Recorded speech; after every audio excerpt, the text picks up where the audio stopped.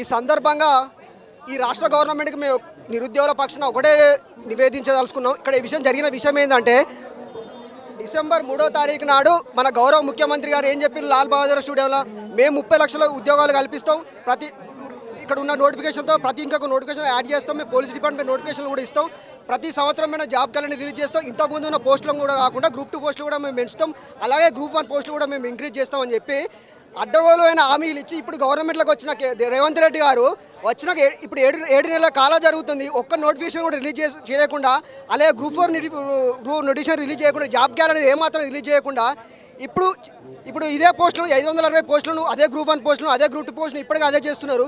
ఏమాత్రం చిత్తశుద్ధి ఉన్న ఈ గవర్నమెంట్ ఏం జరిగి చెప్పాలంటే ఇక్కడ ఇదే విద్యార్థులతో ఇక్కడ గవర్నమెంట్లోకి వచ్చిన రేవంత్ రెడ్డి గారు ఇదే విద్యార్థులతో ఓట్లతో రాబోయే రోజులలో ఆయన గవర్నమెంట్ కూలిపోవడం పక్కా జరుగుతుంది. ఇక్కడ విషయం జరిగింది ఏంటంటే ఇక్కడ ఒక్కొక్క విద్యార్థి ఒక 3 సంవత్సరం నుంచి కానీ 4 సంవత్సరం నుంచి కానీ మినిమం నెలకు 7,000-8,000 ఖర్చు పెట్టుకుంటూ ఇప్పుడు 4 సంవత్సరం నుంచి ఇక్కడ ఉంటున్నాడు.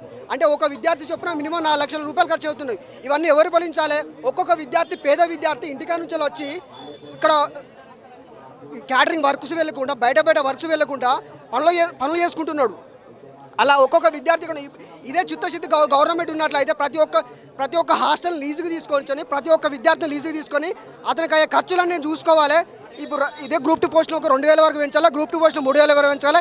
ఈ ఉద్యోగాలు 3 డిసెంబర్లోకి కల్పించాలని ఈ సందర్భంగా మేము గవర్నమెంట్ ముఖ్యమంత్రి శాంతియుత ధర్నా కూడా చెప్తున్నాము. ఇలా జరగకపోతే రాబోయే రోజులలో మేము ఇదే 30 లక్షల మంది, 30 లక్షల మంది ఇక్కడ నుంచి అసెంబ్లీ గేట్ వరకు, అదే ఇక్కడ నుంచి మన సెక్రటరీ వైపు మేము ఇంత పెద్ద ఎత్తున ధర్నా చేస్తామని మేము తెలియజేస్తున్నాం. నా పేరు సైరం రాజ్ కుమార్, కాకతీయ యూనివర్సిటీ.